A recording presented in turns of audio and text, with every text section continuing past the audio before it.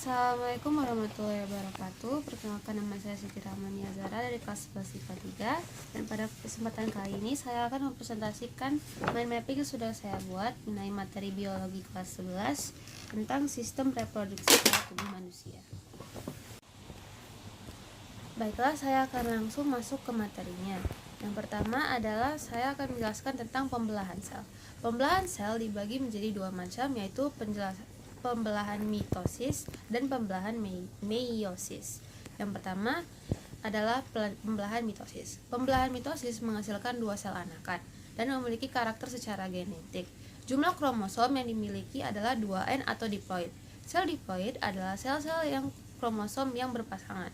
Fase pembelahan mitosis terbagi menjadi fase profase, metafase, anafase, dan telofase.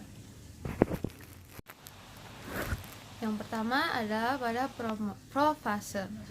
Pada proses profase, kromosom sudah mengganda, kemudian memadat, lalu membran inti mulai rusak dan menjadi bagian-bagian kecil.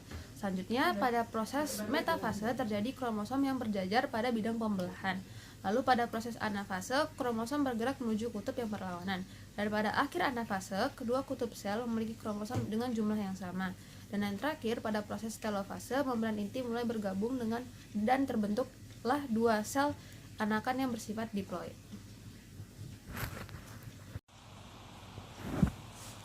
Yang kedua adalah pembelahan meiosis.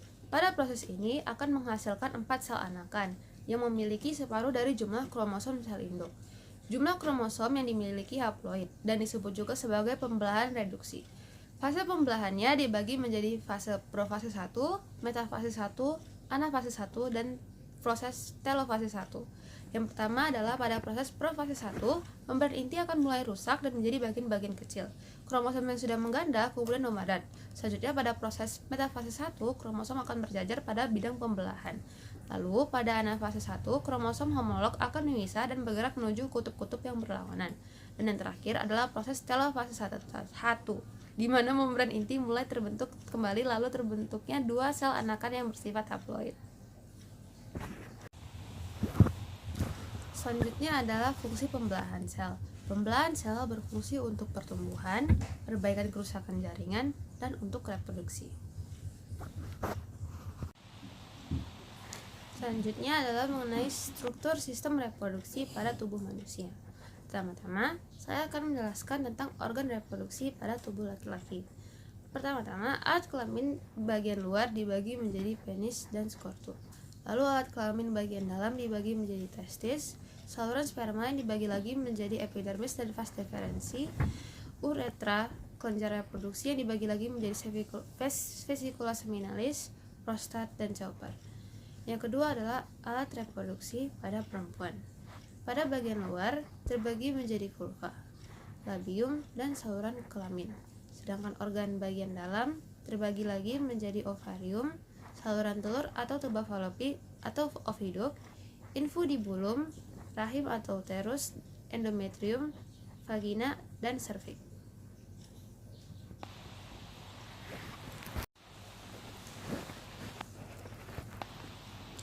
Selanjutnya saya akan menjelaskan mengenai penyakit-penyakit pada sistem reproduksi manusia. Beberapa di antaranya ada gonore yang disebabkan oleh bakteri Neisseria gonorrhoeae, sifilis atau raja singa yang disebabkan oleh bakteri Treponema pallidum, lalu ada herpes simplex genitalis yang disebabkan oleh virus herpes simplex tipe 2 yang menyerang kulit di daerah genitalia luar, anus, dan vagina. Selanjutnya ada HIV atau AIDS yang merupakan penyakit yang disebabkan oleh virus HIV atau Human Immune Deficiency Virus atau yang lebih dikenal dengan istilah AIDS atau Acquired Immunodeficiency Syndrome yang menyerang imunitas atau kekebalan tubuh penderita. Dan saat ini belum ada ditemukan vaksin pencegah dan belum ditemukan obat yang betul-betul dapat diandalkan. Selanjutnya ada keputihan, yaitu penyakit kelamin yang terjadi pada perempuan. Dan yang terakhir ada epididymitis, yaitu penyakit yang terjadi pada pria, di mana ada peradangan pada saluran epididymis yang disebabkan oleh infeksi atau karena terkena penyakit penular seksual.